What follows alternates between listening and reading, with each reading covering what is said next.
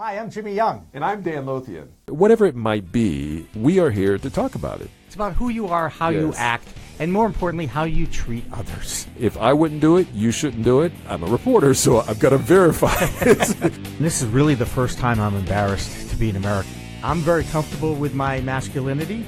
And that's why you wear a sort of pink shirt. They're the emojis of real life. This is just out of control right now. Yeah, I don't think so. This is not about politics. How does the president lower himself to the level of a child in a sandbox? Right. It below that, actually. It's the dirt. Once you get all the sand out, it's the dirt down below that. Everywhere you are now, you're on camera.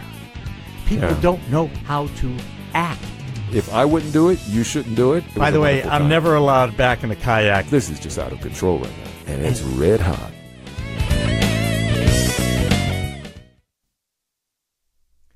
Good afternoon, everybody, and welcome to another edition of Friday Afternoon Live from Little Park Media.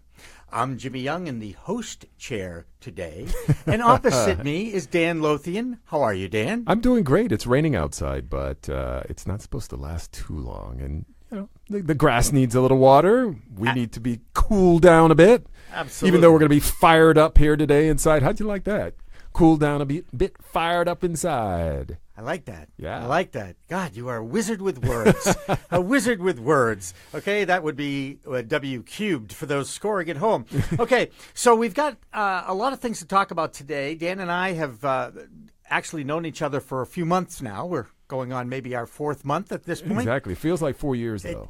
I'm glad you didn't say 4. That's good. Yeah. I'm glad you didn't say 40. Okay, that's all I want to say. No, a few years. A few years. Yeah. In a nice way. That's Not right. like, oh, man, I'm tired of hanging out with this guy, but as in, it's been fun so far. It has been fun, and we expect to have more fun over the That's next right. few minutes here on Facebook Live. We do this every Friday afternoon. I wish we could tell you what time we do it because we never know. Eventually we will, though. We We're will. going to lock down a time. Hey, maybe we can have people vote on what the best time is to listen and watch our show. Let us know, and we'll try to lock it in. Right, and eventually we're going to be moving this over to our American Broadcast Coaches Facebook page. That's right. Which is a little company that Dan and I are actually forming. And it is live on the internet right now, AmericanBroadcastCoaches.com. You can actually go online and take my sportscaster training course, soon to have news, weather, entertainment as well. In fact, I heard from our pal Joe Joyce today, and he is moving forward on his end, which is good. And we have Deborah Zara Cobalt out in Los Angeles, who is all things entertainment wizard, worked for CNN at one point as an entertainment reporter. So she's going to be heading up our instructional division in Hollywood. And that really is the center of the entertainment universe when you If get it right ain't down happening to in it. Hollywood, it ain't happening nowhere. Oh, well, there's Bollywood, too, but... All right. That's now, an idea. just in case you've been following this show, this road show over the last few weeks that we've been doing it, we now have a new set. Look, a big TV screen with a logo in it. That would be the Little Park Media logo. That's right, for the studios where we're broadcasting from, just outside Boston in Wellesley, Massachusetts. That's right next to my hometown of Newton, Massachusetts. I just wanted to make sure I get a little plug for the hometown team. Maybe they'll there. give us a grant or something. Yeah, maybe. Yeah. Or sponsorship. We're available for There you go. sponsorships, too. All right, we're going to talk about all things media. Some things in media, some things in parenting. Just interesting topics that we expect that will be coming up on a regular basis since we both have been in the news business, news and sports anyway. And there's always something happening in media and technology. That's right. And that's going to be my segue into our first topic, which we will call the first quarter. That's right. For those who weren't here last time, we divided our show into quarters, first, second, and third, fourth quarter, and then halftime. And so I guess we can tease out fourth quarter is always an interesting quarter, end of the game, and we just have kind of a free-for-all. That's right. Well, Freestyle fourth quarter. Well, we talk a little about personal stuff a little bit. We're not afraid to talk about our lives like outside. my shoe size and so forth, Sure. what kind of clothes I like to wear, that kind of thing. That's right. No, actually, it's deeper than that. That was just a joke. So here's a great example of sometimes, no matter how much preparation you have, you go live and you just have to wing it, because here's a cue for me to talk about AI. Now, I always thought that was Allen Iverson, okay? But I find out today. Artificial intelligence. And Ad Age, I'm on this newsletter for Ad Age, and sure enough, this week today they had this whole article about how agencies now are hiring chief artificial intelligence officers because they believe that this may be the next wave in technology. Right, and this being, here's the Echo, and it's all the devices by which you can ask them to do things for you, and they're smart, and they can either call a number or look something up, provide you with the information. And this is kind of the basic level of artificial intelligence. Not to minimize what it takes to pull this off, but it is so much bigger than that. And I really was blind to a lot of this, but a friend of mine, an acquaintance, I would say, a good friend of a friend of mine, and he owns a company in the Boston area called Rage, one of the top artificial intelligence companies out there. And in talking with some of his engineers, I was amazed at what they are able to do in terms of culling for information, the types of stories that are out there on the internet, whatever it might be. You can train these machines to do stuff. And not only do they just do what you tell them to do, but as they're doing it, they learn how to do it on their own or how to do it better. And I think that's where the shift. So it's not just kind of this basic automation, which I think is what a lot of people are thinking about artificial intelligence is, but it's training something to basically start thinking on its own. Which, if you've watched the movie I, Robot, scares you a little bit, right, because we think robots might just take over the world, right, someday. Or vacuum your house. Scary. Or vacuum your house, which they do it, iRobot, right. I think they already do that, They do right? that, yes. I think they do that. Yeah. This article, again, talked about how if you're an agency, an advertising agency in media, and you're working with clients, you have to get your hands around this artificial intelligence development. Right. And it's funny because just 4 months ago, the same newsletter from Ad Age was talking about how, artificial intelligence, it's all hype, but it really isn't. Alexa is here, Echo is here, and Siri may have been the first kind of thing where right, it's limited artificial intelligence because it limits you to the types of questions you can ask Siri. And by the way, to this day, I've been an iPhone user. I don't want to talk to Siri. No, I talk to people. I don't talk to machines. Correct. And that's how and maybe we are too old school for that. But right. Let's stop talking to each other and just communicate through one of these devices. AI, where is Jimmy? I'm here. Oh, thank you. But people, there are doubters behind this, or people who are resisting it, kind of the same way that they were with social media. When that kind of came along, everyone was a little reticent to embrace it, not really knowing how it might fit into whether it's business or your personal life. And I think that this is kind of where that was then. Now we fully embrace social media. But when it comes to artificial intelligence, there's still a lot of concerns. And all of the big companies out there are banding together and trying to put together some ethical guidelines as to how artificial intelligence should be used. Now, on the media side, why this is so important is because we're finding out that more and more companies, traditional news organizations out there, are turning to AI to assist them in reporting, in culling for information, in putting together video, in building graphics. And we just heard about how Google is now working with an organization, a journalism organization in the UK. It's actually an organization that envelops media in the UK and Ireland. And they've given them like £700,000. So how does that compute? I think it's more than dollars, I think, at this time. But I know I'll hear from some money person, no, it isn't. Whatever, £700,000. And the idea is to try to use that money to help news organizations incorporate more AI into your news gathering capabilities. And so that just kind of shows where it's going. Already the Associated Press is using artificial intelligence. And, there are those who say, well, machines now are taking away jobs. But what those who support AI are saying is that it enhances your ability to do your job better, to do more with less, actually, to be able to have someone find graphics or instant video, because there is this churn that is happening. You have to kick out so much content, and machines are now part of the solution. And humans do build those machines, and they have program them. They have to keep the machines going. Absolutely. So there'll be plenty of room for engineers out there. And, of course, we can always talk about cybersecurity on another day. Right. But we've had this image of Watson up there, and I'm just going to give you a little anecdote because, silly me, I thought I knew why IBM named their little AI thing Watson. And Right. here I was thinking, no, not Sherlock Holmes' assistant, as we've heard from some of our younger folks, but I thought it was because of Alexander Graham Bell calling for Watson when he spilled acid Watson. on himself to come the first transmission of a telephone, which, by the way, is a much better reason than naming it after their dead founder. Yeah. That's all I have to say. Okay?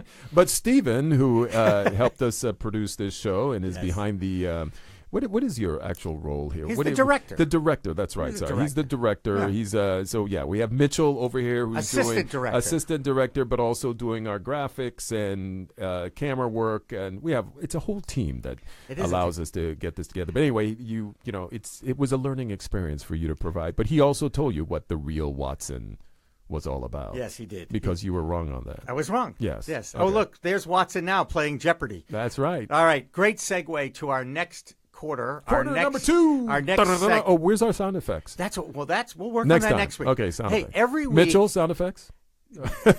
Okay. Dan, if you notice this, every week we roll out new toys. No, we add out a little more, advanced stuff. That's right. We're still waiting to set up the phone thing. We know it's easy to do. You guys done it all the time with podcasting. This is a podcast studio, by the way, that is available to rent at Little Park Media here in Wellesley, Massachusetts. That's right. We have 2 studios. This is Studio B. Studio Correct. A is right next to us. A larger studio that can take up to 6 people on the mic at the same time. Yeah, very cool studio. And, of course, there's a Studio V, which is under construction. That's right. That's V the for video studio. Video Correct. studio. Even That's though this is technically, we made this a video studio. That's right. We made it. All right. That's cool. It's a pop-up video studio. So we're going to go from artificial intelligence to one of the oldest forms of media, radio.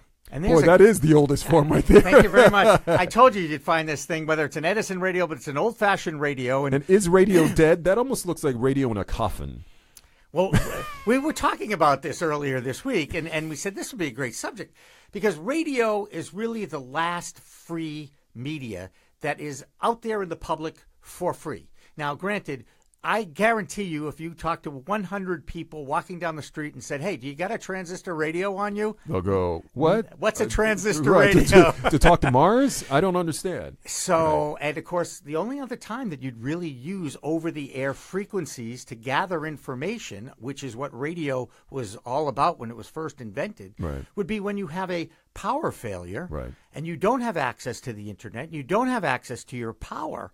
How are you going to find out about information? Every household should have not only your flashlights and your water and your light bulbs and all that stuff, whatever, battery-operated light bulbs, but you must have a radio that works. Right. Because if you can't charge your phone and the car's dead, how are they ever going to find out? And we're talking really and truly in an emergency situation or a weather emergency, probably more apt to happen than horrible things that could happen. But radio will always survive as a medium.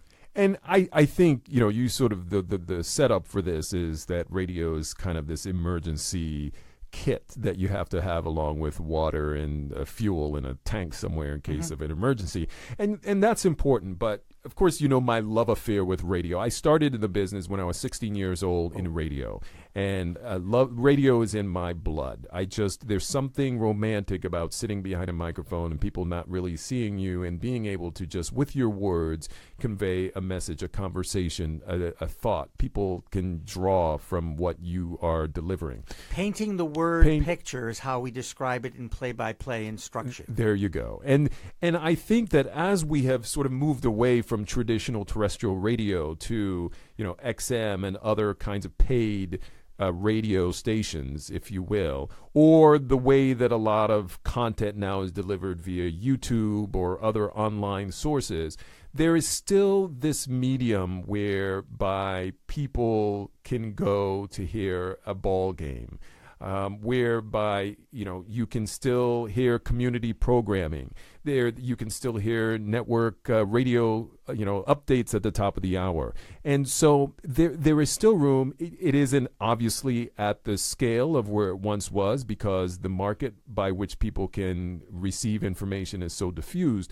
But radio is still an important vehicle, and I have to say that it perhaps will shift a little bit. While some radio stations may consolidate, I still believe that there is this growing audience and this, how people like to throw back to the past. I think there is a slight, and I've read about it, a slight growth that we've seen in people just saying, you know what, I just want to listen to the radio in my car. It doesn't have to be, I want to listen and not be able to control what comes up next and just listen to the programming. Over the air. Over the air. Yeah. Over the air. I think that there is again, it's just a little bit of an up. And whether this means that the trends are reversed, I don't think so, because there's so much technology out there. But it shows that there's still a lot of legitimacy to over-the-air radio. And, in this world of media and television, you started in radio, I started in TV. Mm-hmm.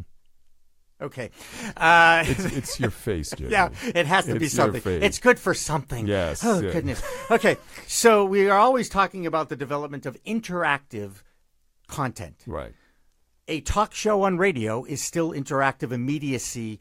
It is. Attaching to an audience back and forth, going back and forth on a subject or asking a question. And again, another example of why radio will always survive as a medium. Right, and I think as long as you have sports out there, it is still, for the purists out there, I think it is still one of the best ways to watch baseball. And it is also one of the best areas where you can listen to great talk shows. I mean, I tune into our local sports radio show, which is, they have an online component. But people are still calling up from their offices and their basements and their cars.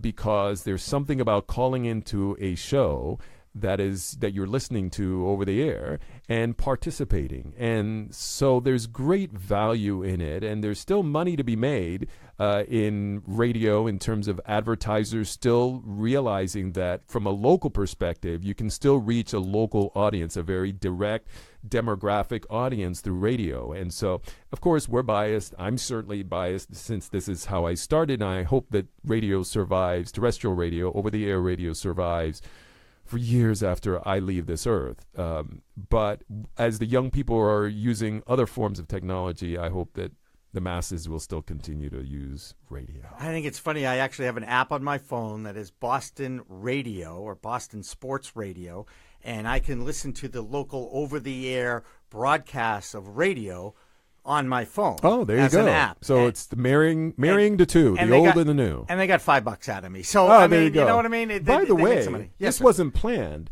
but this on-the-air sign, as you can see, was what got me into broadcasting at the very beginning, or sort of sparked the little flame. Really? Yeah, and briefly, my parents were doing a radio show, a music radio show in Puerto Rico when I was a little boy, and I was not allowed inside the studio, but I could sit there and look through the window, and I saw this, and I saw all the control boards and the needles and so forth. So imagine, this is from the late 60s, Oh, I cool. guess it was. I was born yeah, then. maybe 1970 or so. And when my dad left that station, and they were just doing this on the side. My dad wasn't working in radio at the time. But when they left the station, they gave this to them as a present. And my dad kept it all those years, and I continue to carry it because when I saw all the stuff going on in radio, that's when I got excited about it. And that led to television and what I do now. And so this is a great, great little moment and prize from my past. Very cool. And we know one thing, that all real broadcasters love radio, because it's truly the tool, or the delivery tool, for your voice out into the masses to paint the word picture. Right. And yes, baseball is absolutely the most romantic of radio broadcasts. Right. And I started in TV, but it wasn't for all those neat things. It was because I could get college credit for watching sports on TV. I said, I can get paid for this. I can get college credit for this. I'm going to give this a shot and see how I do. Yeah. And what's great in radio, you never had to wear a tie and put on makeup. That's right. You show up in shorts and tennis shoes and sit back and say, "Good evening, ladies and gentlemen. This is the voice of the night." And isn't it funny that people that are in radio, right, and you meet them for the first time, and you've only heard their voices, and they don't look anything like anything you expect them to look like, right? I mean, that just doesn't happen, even though there is a line out there that, hey, you got a face for radio. You know what's crazy is that, well, maybe not crazy, but my best friends, I have a number of good friends, but now I'm going to start listing friends, and people are, you didn't put me on that list. But 3 of my best friends are from Radioville, Radioland. That's nice. One of them being Jim Lumley, the other one Jim Kress, radio guys from back in the old days. And also Mark Curden, my best buddy, who we all met because we all were hanging out at a radio station together back in the 1980s. And so radio is a big part of my life, from this sign right here to my best friends. And if you just want to get a feel for what this would be like, just close your eyes and it's radio. Okay. And open it and you go, I wish it were radio only. That's right. So that brings, right, exactly. Because I see them. That's right. That brings us to our halftime at Little Park Media's Friday Afternoon Live. And it's the time when we get to plug the various ventures that we're involved with. And Dan's Little Park Media Company that we're taking advantage of right now and enjoying also has another little venture that's launching. Tell us a little bit. That's right. It's called WorkZest, engaging content for the workplace. Take a listen. So your employees come to work. Maybe they like it, maybe they don't. They do their jobs and then go home. Some are in it for the long haul. Others see it as merely a stepping stone. How can the workplace be more engaging? What can management do to better communicate, to be more approachable? WorkZest delivers original videos, articles, podcasts, and motivational speakers in one toolbox. WorkZest, engaging content for the workplace. If you have a company and you're looking for a way to engage your employees and to retain them through activities and podcasts and so forth, that's what WorkZest is all about. It's a big problem, especially in the nursing industry. I was having a call with someone today, and nurses for so long have just been longing for something to kind of get them excited about their job, outside of the fact that they love taking care of people, but sometimes they don't get the kind of attention that they deserve. And so we're offering up some of the tools that will deal with some of these engagement and retention problems in the workplace. Speaking of engagement, yes. How's that for a segue? Are you getting engaged? No, I'm not. Oh, okay. Actually, I am engaged. Okay. It's just a really long engagement. Okay, that's fine. But as far as audiences go and interactivity goes with media, as you know, Snap Call Sports is an interactive sports app that is out there. And rather than let me go off and pontificate a little bit more about Snap Call Sports, they've got this really cool video that it kind of explains how much fun this little free app is.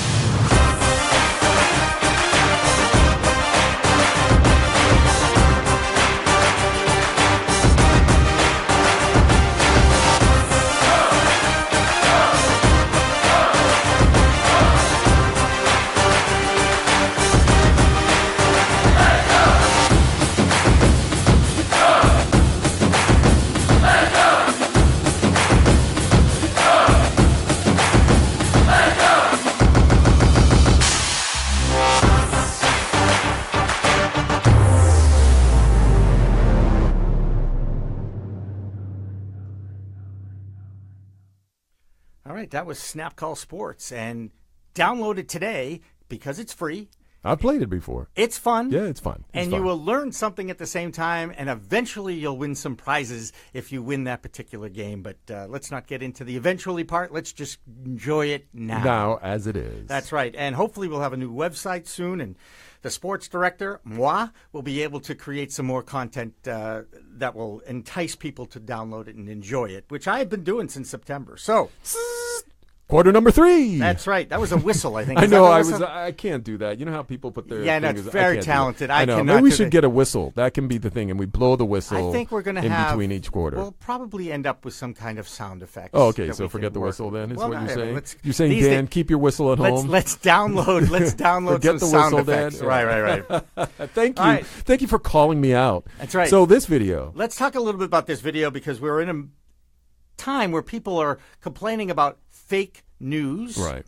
And media and what we can do to distort actual facts. Right. And sometimes what you see is not what you get. Right. Explain what is the latest thing that we've already experienced, because this is part of the G20 summit or something? That's right. And just sort of a lead up to this, I want to point out that a lot of people criticize President Trump for his tweet fest, and I believe a lot of fake information that he puts out about traditional reporters, right?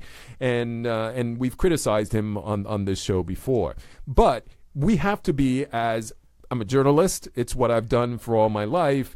I think when something truly is wrong with the way that reporters are dealing with something, we have to call that out too. And so if President Trump wants to say this is an example of why mainstream media is fake news, he has a very good case to make. I think he's usually wrong when he says that, but in this case, he would be correct if he were to say that. They are they are in Poland meeting with the Polish president and the First Lady of Poland. Their name's President Duda. And the reason I know that because that's what my daughter calls me. So I remember that name, cute. President Duda. And as they are walking up to each other, there is this handshake situation that takes place, and it went viral. Take a look at it. So again, this is another great feature I think we have. We can actually look at the video and we can explain what's going on here. So the storyline that some people are running with is that the First Lady of Poland disses President Trump. But in fact, look what happens. She eventually turns around and shakes his hand. And this is a case where, I don't know, did some reporters just see that clip who weren't there and said, oh, this is sort of the narrative that is being, spun out there. Let me just go with it.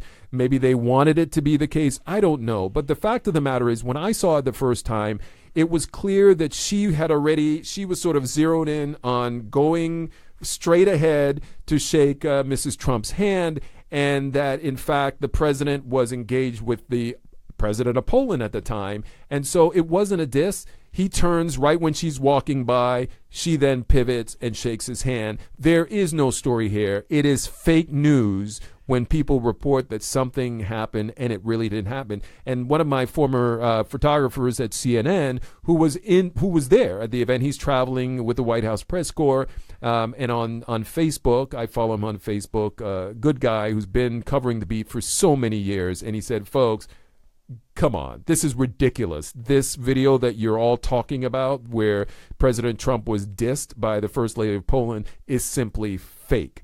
She turns around, she shook his hand, and that one wasn't getting as much play. We just showed it to you here, and this is a case, again, when you have critics who beat up on mainstream media and you say, stop, that's not true. You give them something like this, and they can use this every single time they hammer you over the head with.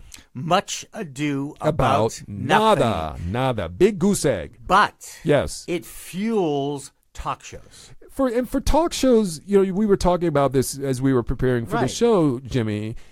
That's why I brought it up, by the way. Right. Oh, thank you. Wow, what a great. That was like an underhand softball. Yeah, here, Dan, in case you forgot, since you're getting old, maybe let me help you out. Hey, Dan, you'll never catch up, pal. So I got news for you. Go ahead. But I think for talk shows, sometimes you take things that are somewhat correct, almost correct, not quite correct, and you throw it out there like chum in the water for sharks, because that's what you want. You want to whip people up, you want people to call up, and you want ratings. And what people do, they make mistakes. They think that the talk show hosts are journalists. Right. And in some cases, they were journalists. But if they are hosts of talk shows, their job is to drive ratings. Right. And be entertaining and informative and offer opinion to provoke the audience to call in and engage with the hosts. That's their job.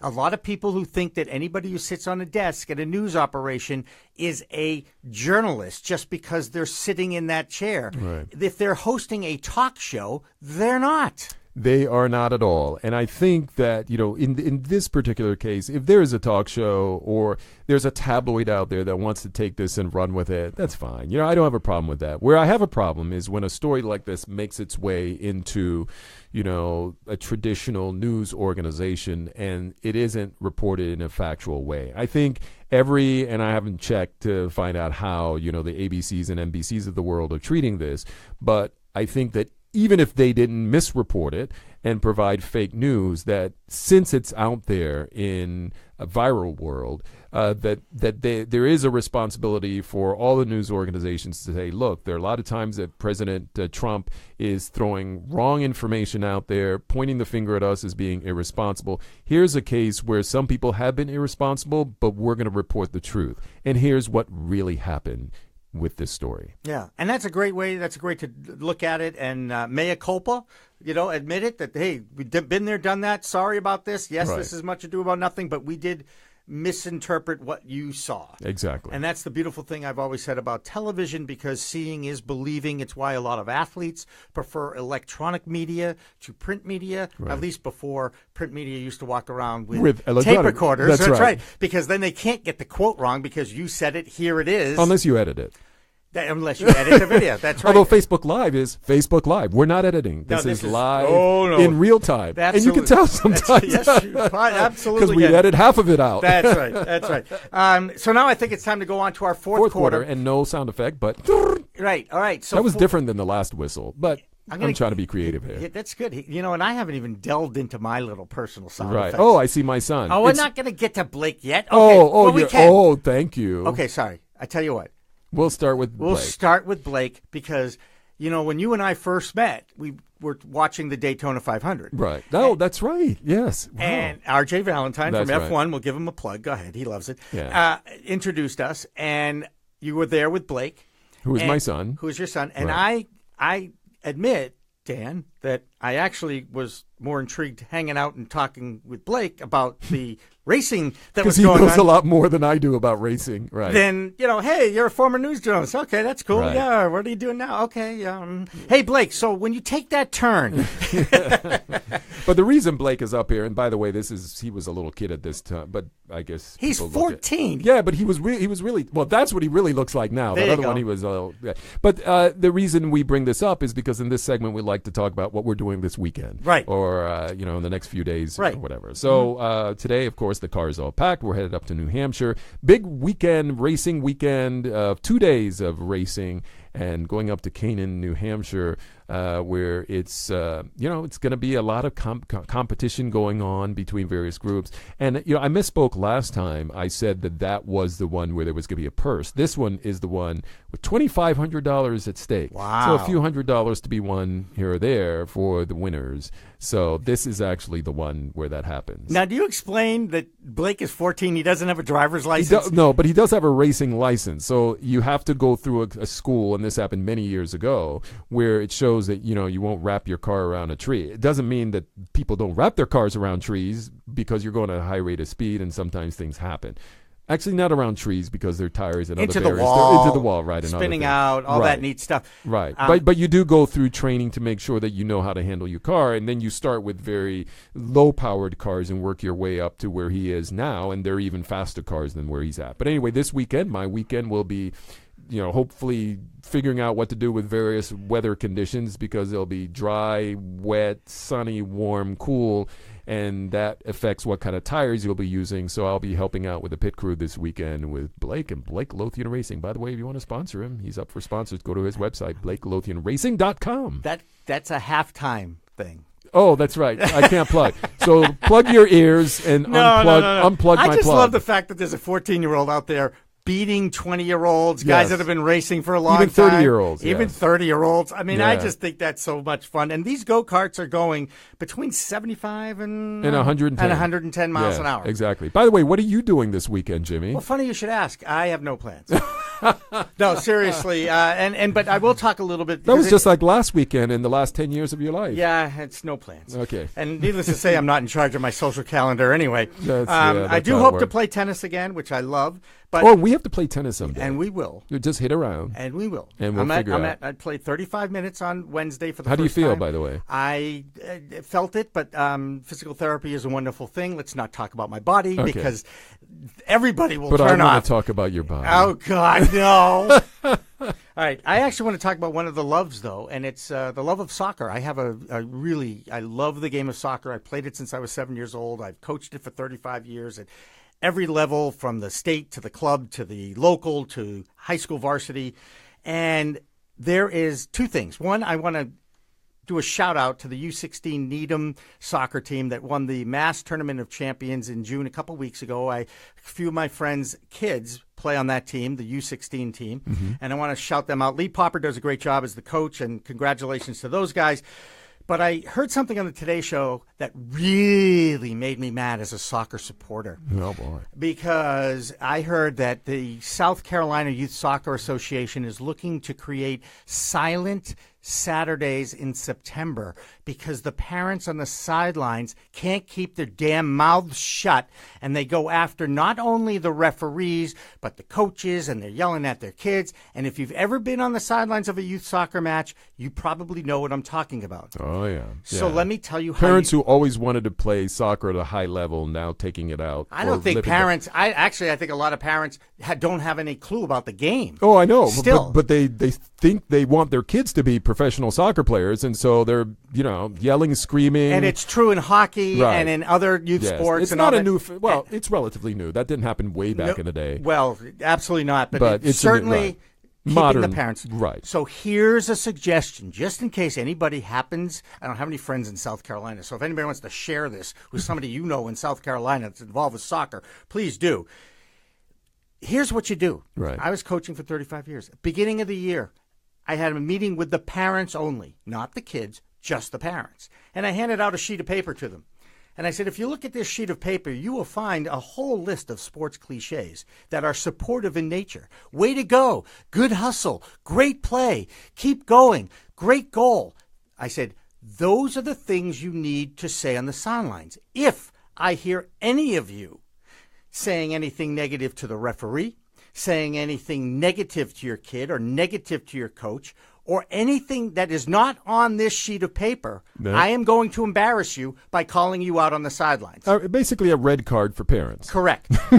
That's exactly what it Yes. was. And I'll tell you, in 35 years, I only had to do it twice. So it wasn't bad. But again, give the parents an idea. They're clueless. They think they're watching World Cup soccer. They're watching 6-year-olds play for Right, crying out right. loud. Okay?